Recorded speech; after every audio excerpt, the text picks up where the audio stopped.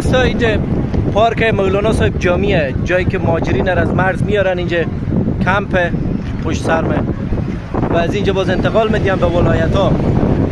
دوستان فاریابی بیشترین مهاجر داخل از این پارک از فاریابه، یعنی بیشترین اینا از ولایت فاریابن.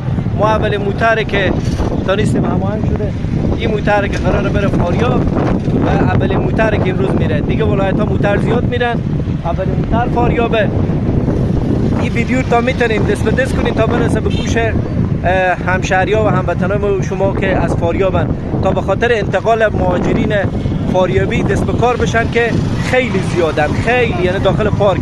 ما این 2 روز ویدیو نگرفتم به خاطر از اینکه گفتم شاید کار درستی نباشه، ولی از جایی که نیازه داخل پارک پشت سر من اینجا فاریابی‌ها زیادن، خیلی زیادن و امروز یک موتر قراره بره بخیر انشالله با کمک یک از هموطنان شما. و کوشش کنین که ویدیو رو همه رسانی کنین، کسای دیگه ای که توان کمک دارن کمک کنن که انشالله بشه روزانه 4-5 تا موتر هم شهریان و هموطنان شما که از ولایت های فاریاب و جوزجان و مزارن از اینجا انتقال بده.